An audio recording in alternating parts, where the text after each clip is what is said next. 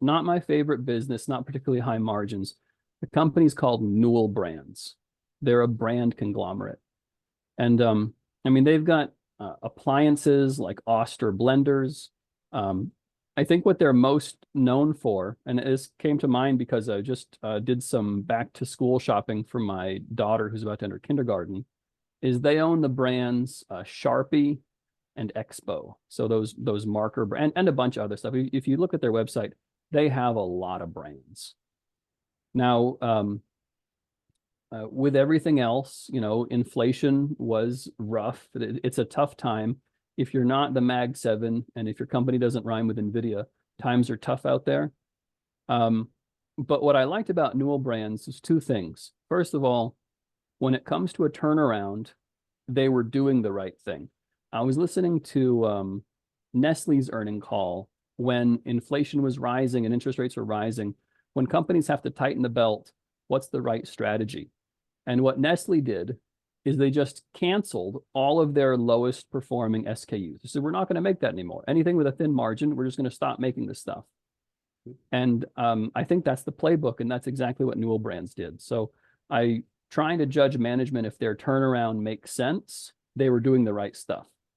On top of that, they're getting results. They've been implementing this turnaround strategy for about a year, and it doesn't look like results if you just follow quarter after quarter. But because of the seasonality of the business, like if you compare this Q1 with last Q1, there's a significant improvement. So they haven't completely stopped the bleeding yet, but there's massive improvement. And what really brought this to my attention is I follow a lot of insider buying. The chief financial officer, his name is Mark Ercheg. He dropped $3 million out of his checking account to buy this company's stock. He was a former employee of Procter & Gamble. He's been a CFO at a lot of big companies. But it's most C-suite executives never buy stock in their own company. They think of themselves like employees. They think of their stock grants as their compensation. It's rare to find a CFO who's a capitalist. And the CFO has all the numbers, right? The CFO knows where all the bodies are buried. So for a chief financial officer, to take $3 million out of his checking account and to buy this stock at 15 bucks a share, at 12 bucks a share, and at 10, I mean, he was catching a falling knife, a man after my own heart. But he was buying at 15, at 12, and at 10, and then it dropped to 5. And the guy spent $3 million. I have to imagine conversation around the dinner table with his wife isn't too pleasant. The guy drops $3 million on this stock at 15, 12, and 10, and it drops to 5. But it's back to school season. You know, I go shopping for my daughter, and there's Sharpie and there's Expo, and there's half of their brands, you know, covering the shelves at Walmart. And the school says you have to buy this stuff. And they also have a pretty good international exposure. And so whatever the US economy is doing internationally, they've got that protection, and they can grow internationally. There's a lot of countries they're not in yet. So brand conglomerates aren't my favorite. You know, I don't have a great competency there, but I'm kind of piggybacking on the CFO's judgment and on just the results, the financial statements. They're getting better. There's some improvement there. They're stopping the bleeding. Okay, let's talk about that. You mentioned the financial statements. I'm looking at quarterly financials from Q3 2023 to Q1 2024. Revenues, according to what I'm looking at, have gone down for the first quarter. Where are you seeing the bleeding stopped? Because from what I can gather, the earnings before tax, excluding unusual items, were in the black until the recent quarter, and the recent quarter should include the back to school shopping, right? So what's going on? Yeah. So the back to school shopping will be in the next quarter, because that's just happening right now. Course. So the first quarter of the year is going to be their weakest quarter, and that's true last year or this year. But if you look at earnings per share last year to this year on the quarter, and then you look at operating cash flow and free cash flow, they've been cutting costs faster than the revenue's been falling. So there's been an improvement there. And then as far as when revenue increases again, it's just going to be a cyclical story. When is the economy booming again? Which is, you know, probably when, you know, potentially when Jerome Powell cuts interest rates, or people start taking out, you know, home equity line of credits on their house, or whatever the thing that causes the economy to boom again. But as long as they can get to stop the bleeding, this thing is it should reach. I usually like small cap space, but this is more of a fallen angel that when it's operating well, it's, a solid mid cap, and they usually fetch much higher multiples. So if this thing just takes away fear of bankruptcy because they stop the bleeding, I think it'll do quite well and it'll rebound pretty nicely. Yeah, I can certainly understand that. So further comments, reading a little bit further down the financial statement, you can see the net income, the losses are dropping, and diluted earnings per share, as you mentioned, has gone from losing 50 cents a share, losing 20 cents a share, to breaking even. So that's certainly improving. And I forgot that there does exist the Northern Hemisphere where the school calendar is different to here. So yeah, you're right. That will show up in the next quarter for the Northern Hemisphere back to school.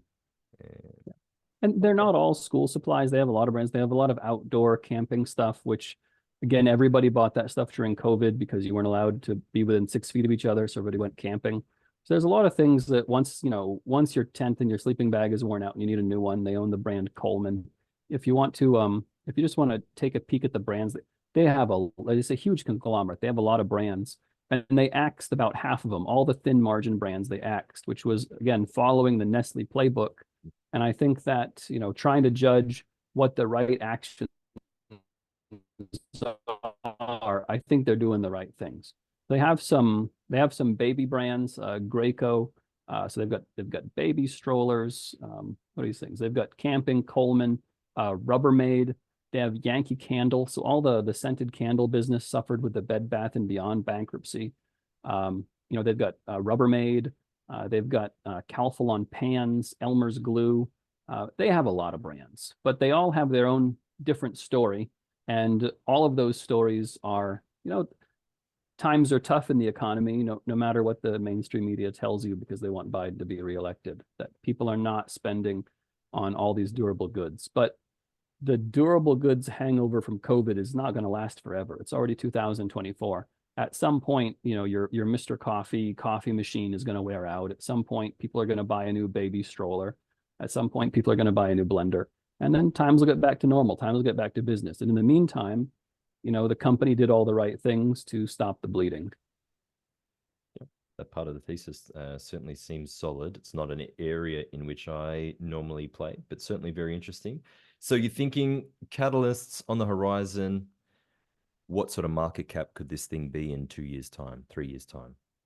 Well, so you've got one thing is a return to past sales levels, and then the other is a return to past multiples. If I look at just a price to sales for where they used to be, you had them, this thing, it can get back to a price to sales of 1 pretty easily. And then for revenue, you've got, so it's currently a 2.6 billion market cap. In 2021, it did 10.5 billion in revenue. So, now it's down to about 8 billion in revenue in the trailing 12 months. But again, a return to normal times and a return to normal multiples, that would be about a 4x from here. If that takes, a couple of years, 3 years, who knows? But management's doing the right thing and dropping $3 million, catching a falling knife and bleeding all over the place. So when I see something like that, I just have to pay attention, because following insider buying can be dangerous. I've seen small purchases by a CFO right before a company. So I was watching the company that makes the ATMs, Diebold Industries, went through bankruptcy. And like the day before bankruptcy, the CFO did an inside purchase, but it was small. So you can get kind of burned on small purchases. But what does the situation have to be for the CFO to drop $3 million on it? And then you can buy it at less than half the price he paid. Well, a few comments before we move on. First, you never lose if you follow Nancy Pelosi's insider buying. There's one fail safe. Additionally, never tell your wife you're buying stocks. But as you mentioned, I guess the benefit is that if they have brands that sell sleeping bags, at least he'll get a free sleeping bag to sleep in the yard until his wife a tent, a cooler, a sleeping bag. So when she throws him out of the house, you can at least be a little comfortable. There we go. Well, good luck to all involved in your brands. Next